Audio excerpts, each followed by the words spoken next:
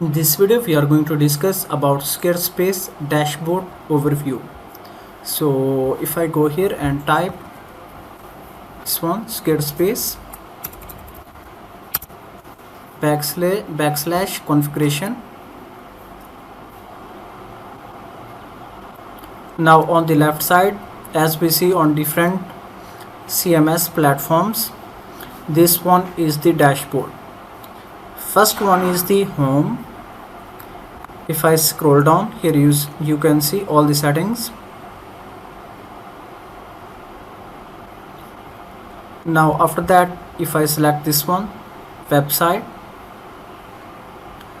now here on the top, here we can edit the website, then home, then this one is the responsive settings. Here we can switch to mobile view, then back to desktop view. Okay, after that site styles, then preview. Now click here pages. Here you can see all the pages in website. From here we can add the new pages, then here we can see the system pages. 404 page checkout lock screen, then different marketing tools. Here you can see we can add the announcement bar, pop-up, information bar. Now let's go back, click here styles. So these are the basically styles like color scheme, font styles that we can easily change globally in website. Just within a single click you can easily change your entire website font style. After that, click here close button.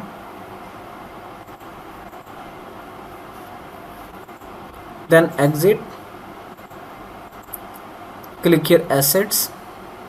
So this one is the media library where we can add different videos, images and different type of other files. Then this one is the SEO setting, and here we can get the SEO score. So what are the points that we are missing in the SEO that need to be completed, like metadata, image, alt text. So these are some points that we need to fix out. After that, click here products and services. So make sure that you have selected e-commerce functionality so that you will see this option products. After that, here you can see you can easily track your orders, revenue and different other options. So simply you can click here on the product to add the new product. You can add the physical products, digital products and different other options. Now click here products. Here you can see these are the products that are added. Now you can export these products from here, then you can easily import the products from the here. After that, click on add the product to add new products. You can add the services, add the downloadable products, as well as you can also add the gift cards. Then click on the orders. Here you can check the order details for your e-commerce store. Then you can enable the discounts for different products. Then you can use the selling tools. Scroll down. Here you can enable the membership functionality